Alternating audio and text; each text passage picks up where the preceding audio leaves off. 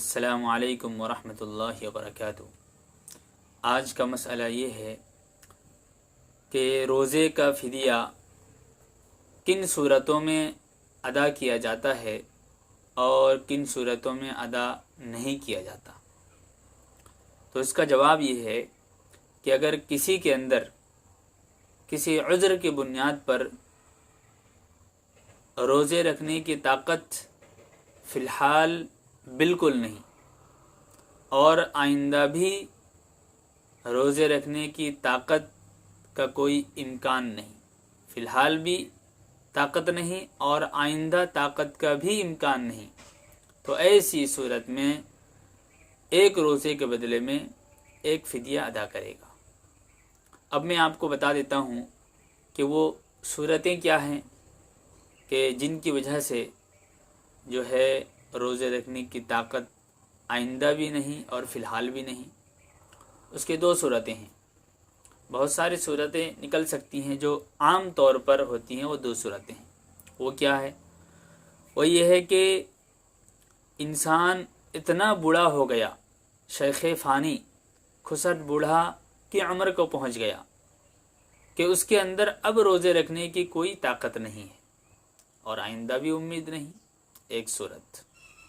دوسری صورت یہ ہے کہ انسان بوڑھا تو نہیں ہوا لیکن اس کو ایسی بیماری لاحق ہو گئی ہے کہ جس بیماری کے رہتے ہوئے وہ روزہ رکھ نہیں سکتا ہے، اور ڈاکٹروں نے کہا ہے، ماہر ڈاکٹروں نے، کہ یہ بیماری موت تک ختم ہو کوئی امید نہیں، یعنی موت تک آپ کو جو ہے یہ بیماری لاحق رہے گی، اس بیماری سے آپ کو سابقہ کرنا پڑے گا، ہمیشہ سامنا کرنا پڑے گا۔ تو اب ایسی صورت بن گئی جو فی الحال بھی روزہ رکھ نہیں پائے گا بیماری کی وجہ سے، اور آئندہ بیماری کے رہنے کی وجہ سے روزہ رکھ نہیں پائے گا۔ تو بڑھاپے کی وجہ سے اور ایسی چمٹی ہوئی بیماری کی وجہ سے، ان دو صورتوں کی وجہ سے انسان کیا کرے گا؟ فدیہ ادا کرے گا۔ اب فدیہ کتنا ادا کرے گا؟ فدیہ جو ادا کرے گا، ایک روزے کے بدلے میں ایک فدیہ۔ اگر کوئی رمضان المبارک کے روزے کو جان بوجھ کر بغیر عذر کے اس طرح توڑ دیا کہ اس کے اوپر کفارہ لازم ہو گیا، ایک روزے کے بدلے میں 60 کفارے ہوتے ہیں، 60 روزے، تو لہذا ان روزوں کے بدلے میں بھی اگر کوئی رمضان کا روزہ ایک نہیں رکھا ہے تو ایک کے بدلے میں ایک کفارہ، ایک فدیہ، ایک کے بدلے میں ایک فدیہ۔ اور اگر کوئی کفارے کے حساب سے فدیہ ادا کرے گا تو ایسی صورت میں ایک روزے کے بدلے میں 60 روزے، تو 60 روزے کے 60 فدیے۔ تو بہرحال ایک فدیہ کا وزن جو ہے وہ 1.25 کلو، تقریباً 1.25 کلو گیہوں آٹا کے حساب سے، جس طرح صدقۃ الفطر ادا کرتے ہیں اسی طرح وہ جو ہے نکالے گا۔ یہ تو ہو گیا فدیہ ادا کرنے کا طریقہ۔ لیکن اگر فدیہ ادا کر دینے کے بعد اس کو تندرستی حاصل ہو گئی، بوڑھا جو ہے پھر اس حالت میں پہنچ گیا کہ وہ روزہ رکھ پائے گا، یا وہ بیمار اپنی بیماری سے جو ہے چھٹکارا پا لیا، نجات پا لیا، صحت و تندرستی اس کو حاصل ہو گئی، تو پھر ایسی صورت میں فدیہ ادا کر چکا تھا، اس کے بعد یہ نوبت آئی تو کتابوں میں لکھا ہے کہ وہ فدیہ اس کا نفلی صدقہ بن جائے گا۔ اب فدیہ کے طور پر وہ کام نہیں کرے گا، دوبارہ اس کو روزہ رکھنا پڑے گا۔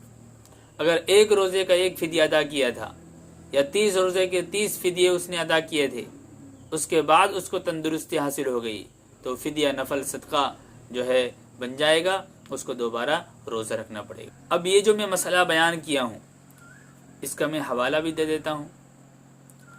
ایک کتاب ہے فتاوی عالمگیریہ، جس کو فتاوی ہندیہ بھی کہتے ہیں، جس کو مغل بادشاہ اورنگزیب کے حکم پر ملک کے 50 نامور جید علماء کرام نے اس کتاب کو بیٹھ کر تصنیف کی ہے، 8 سال کی مدت میں، 1074 سے لے کر شروع کیا، 1082 میں اس کتاب کو ختم کیا۔ اس کتاب کے کتاب الصوم الباب الخامس فی الاعذار التی تبیح الافطار میں اس مسئلے کو بیان کیے ہیں. لکھے ہیں کہ فالشیخ الفانی الذی لا یقدر علی الصیام، کہ ایسا بوڑھا، ایسا شیخ فانی، ایسا کھسٹ بوڑھا، لا یقدر علی الصیام، جو روزے رکھنے کی طاقت نہیں رکھتا ہے، تو یفطر، تو وہ روزہ نہیں رکھے گا، کھانا پینا کرے گا. لیکن وَيُطْعِمُ لِكُلِّ يَوْمٍ مِسْكِينًا، اور ہر دن کے بدلے میں، ہر روزے کے بدلے میں ایک مسکین کو کھلائے گا، یعنی جو میں نے فدیہ کا جو وزن بتایا ہے. کما یطعم فی الکفارہ، جیسے کہ کفارہ میں دیتے ہیں اسی طرح. تو اس سے پتہ لگتا ہے کہ کفارہ اور فدیہ، یعنی روزے کا فدیہ اور کفارے کا فدیہ دونوں کا ایک ہی ہوتا ہے. اچھا، دوسری بات یہ ہے کہ آگے لکھتے ہیں، نوع ثانی میں لکھتے ہیں کہ وَلَوْ قَدَرَ عَلَى الصِّيَامِ بَعْدَمَا فَدَاهُ، اگر فدیہ دینے کے بعد قدرہ، پھر طاقت آ گئی، صحت و تندرستی اس کو مل گئی، بعدما فدا، فدیہ دینے کے بعد، آگے لکھتے ہیں بطل حکم الفداء الذی فداہ، جو فدیہ وہ ادا کیا تھا اس فدیہ کا حکم باطل ہو جائے گا، وہ نفلی صدقہ بن جائے گا، لیکن اب فدیہ کے طور پر کام نہیں کرے گا. حتیٰ یجب علیہ الصوم، حتیٰ کہ اس کے اوپر دوبارہ روزہ رکھنا واجب ہو جائے گا. مسئلے کو بیان کرنے کے بعد آگے لکھتے ہیں کذا فی الہدایہ، جیسے کہ ہدایہ کے اندر اس کو موجود ہے، یعنی انہوں نے اس مسئلے کو جو لیا ہے احادیث کی روشنی میں، وہ صاحب ہدایہ کی کتاب ہدایہ سے لی ہے، جو ہے تقریباً اس کتاب کے لکھنے کے 488 سال پہلے اس کتاب کو لکھی گئی. یعنی صاحب ہدایہ کی پیدائش ہوتی ہے 8، ایک قول کے مطابق 11 رجب المرجب 511 میں، 8 رجب المرجب یا 11 رجب المرجب 511 میں، اور انتقال ہوتا ہے، وفات ہوتی ہے وہ 14 ذی الحجہ 593 میں.